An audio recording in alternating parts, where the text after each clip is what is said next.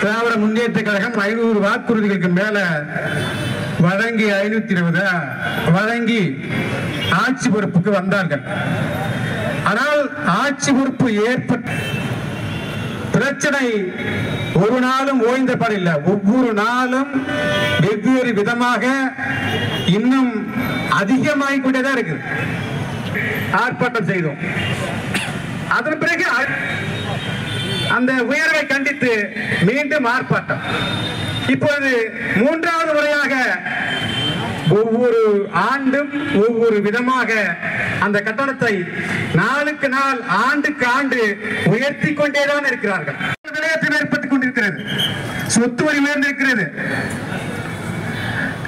வீட்டு வரி உயர்ந்திருக்கிறது, தண்ணீர் கட்டணம் உயர்ந்திருக்கிறது.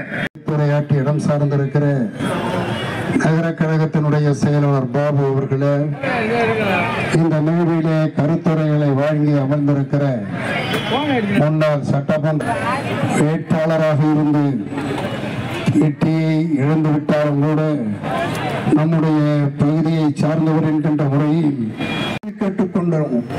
ஆனால் 6 மாதத்தில் தமிழ்நாட்டினுடைய மின்சார பற்றாக்குறையை குறைத்து பக்கத்திலே இருக்கிற ஆந்திர மாநிலத்திற்கு கரண்டை விற்ற ஆட்சி தான் அதிமுக ஆட்சி. இதை எதற்காக சொல்லுகிறேன் என்று சொன்னால், ஆட்சி நிர்வாகத்திற்காக சொல்லுகிறோம்.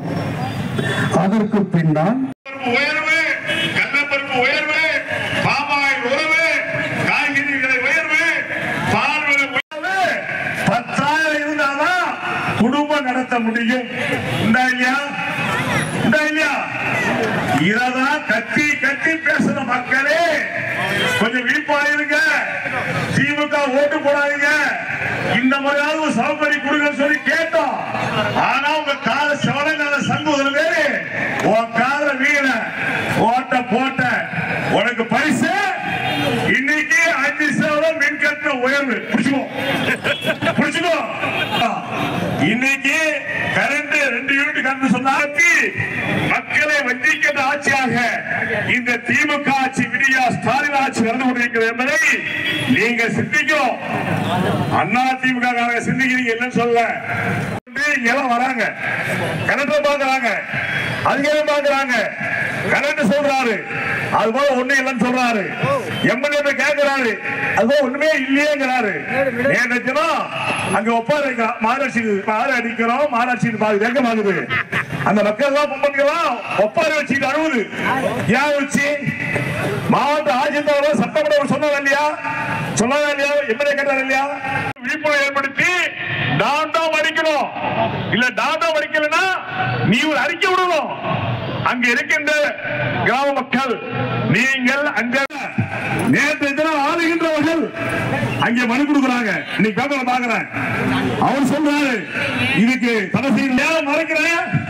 அப்ப இந்த தொகுதி சட்டமன்ற உறுப்பினர், எதிர்கட்சி சட்டமன்ற உறுப்பினர் காலத்தினால் மாவட்ட ஆட்சித்தலைவர் சொல்லும் போது அதுக்கு ஒரு தீர்வு காண்பா இல்லையா?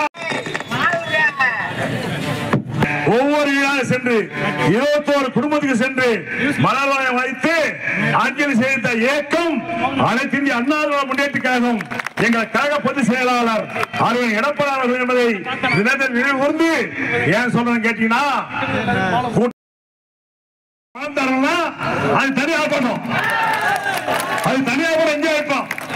இன்னும் ஒரு வாரத்துக்குள்ள அந்த 210 பேருக்கு 50,000 பணம் தரணும் சொன்னா அதுக்கு ஒரு ஆர்ப்பாட்டம் இங்கு நடத்தப்படும் என்பதை இங்கே நான் எச்சரிக்கிறேன். சரியா?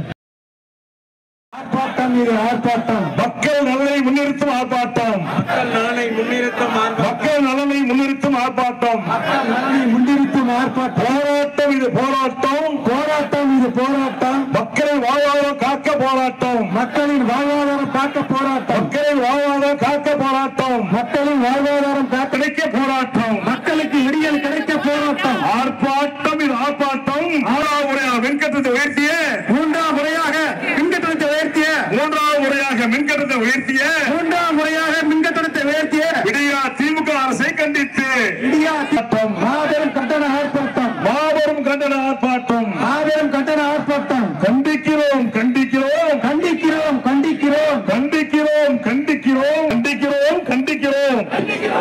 கண்டிக்கிறோம் கண்டிக்கிறோம். உணவெடுப்பு மற்றும் பாமாயில் நிறுத்த முயற்சிக்கும்